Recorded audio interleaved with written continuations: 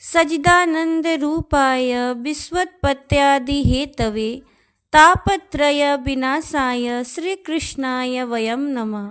हम उन भगवान श्री कृष्ण को नमन करते हैं जो सत्य अर्थात सच्चिदानंद, चेतना और आनंद के रूप हैं, जो जगत की उत्पत्ति, पालन और विनाश के कारण हैं और जो तीनों प्रकार के तापों अर्थात आध्यात्मिक, आधि भौतिक, आधि दैविक दुखों का विनाश करने वाले हैं।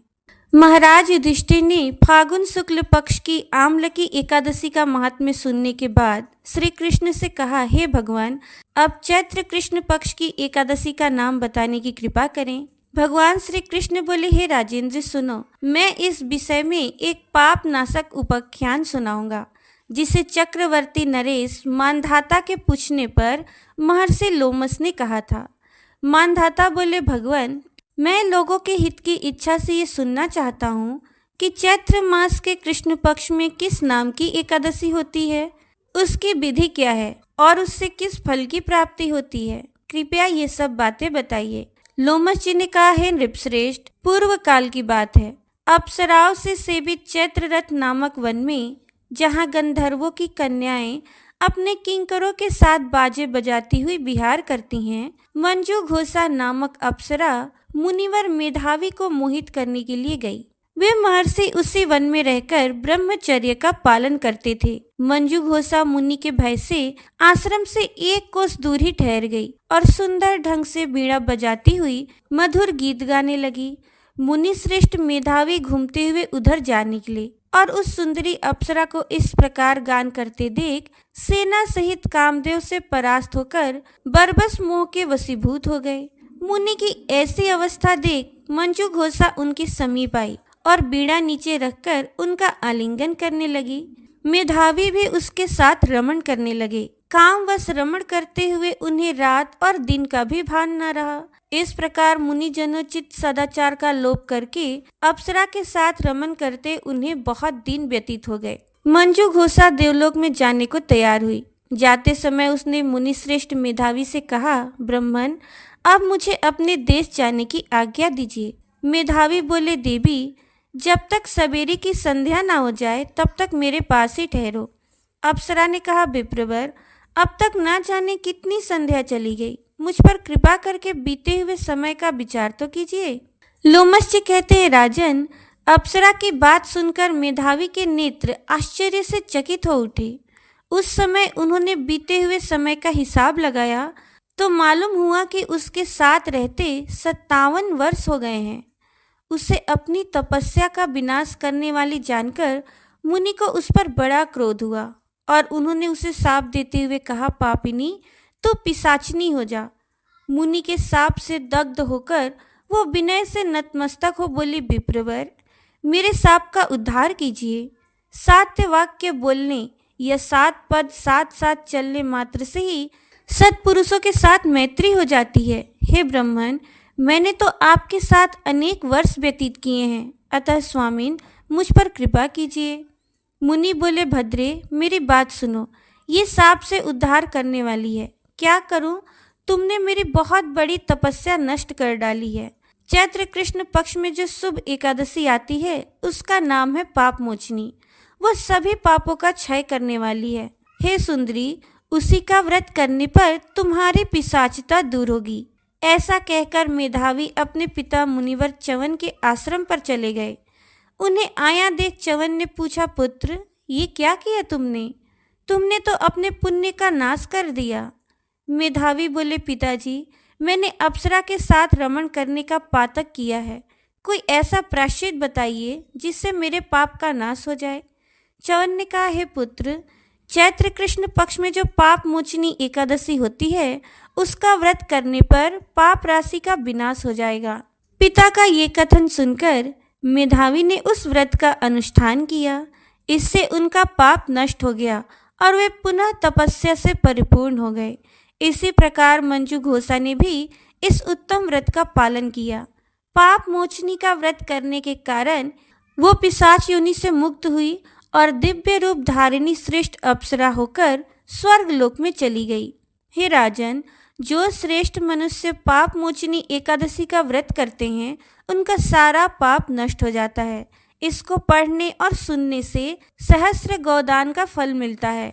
ब्रह्म हत्या, स्वर्ण की चोरी, सुरापान और गुरु पत्नी गमन करने वाले महापातकी भी इस व्रत के करने से पाप मुक्त हो जाते हैं।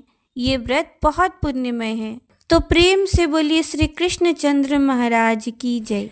अब सुनिए समस्त पाप नाशक स्तोत्र का हिंदी अनुवाद।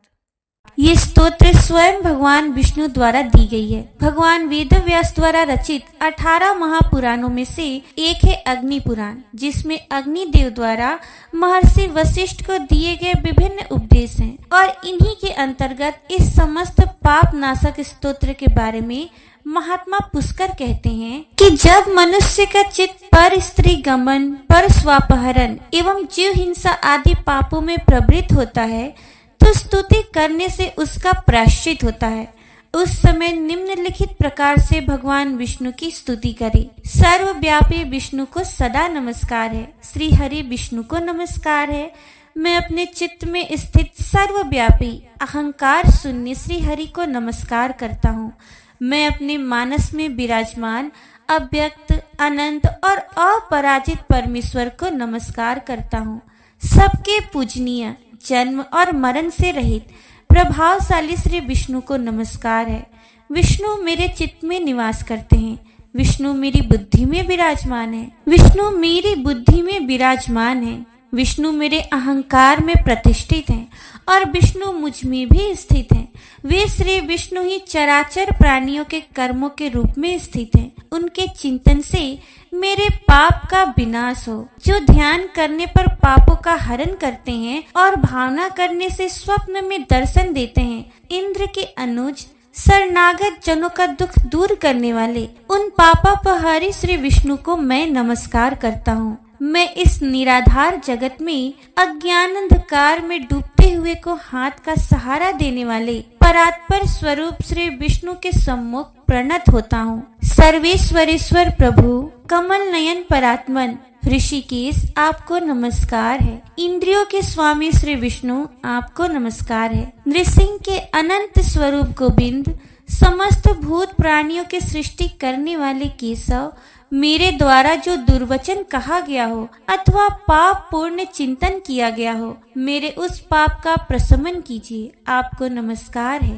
केशव, अपने मन के वश में होकर मैंने जो न करने योग्य अत्यंत उग्र पाप पूर्ण चिंतन किया है उसे शांत कीजिए। परमार्थ परायण ब्राह्मण प्रिय गोविंद, अपनी मर्यादा से कभी च्युत न होने वाले जगन्नाथ, जगत का भरण पोषण करने वाले दिवेश्वर, मेरे पाप का विनाश कीजिए। मैंने मध्याह्न, अपराह्न, सायंकाल एवं रात्रि के समय जानते हुए अथवा अनजाने शरीर, मन एवं वाणी के द्वारा जो पाप किया हो, पुंडरीकाक्ष, ऋषिकेश, माधव, आपके इन 3 नामों के उच्चारण से मेरे वे सभी पाप क्षीण हो जाए।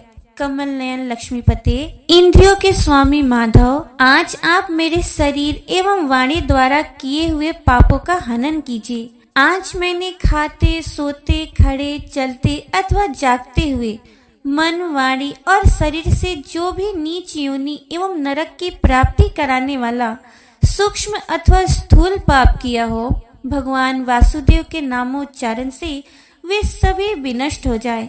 जो परब्रह्म, परम धाम और परम पवित्र हैं, उन श्री विष्णु के संकीर्तन से मेरे पाप लुप्त हो जाएं, जिसको प्राप्त होकर ज्ञानी जन पुनः लौट कर नहीं आते। जो गंध, स्पर्श आदि तन्मात्राओं से रहित है, श्री विष्णु का वो परम पद मेरे पापों का समन करे। जो मनुष्य पापों का विनाश करने वाले इस स्तोत्र का पठन अथवा श्रवण करता है, वो शरीर, मन और वाणी जनित समस्त पापों से छूट जाता है एवं समस्त पाप ग्रहों से मुक्त होकर श्री विष्णु के परम पद को प्राप्त होता है। इसलिए किसी भी पाप के हो जाने पर इस स्तोत्र का जप करें।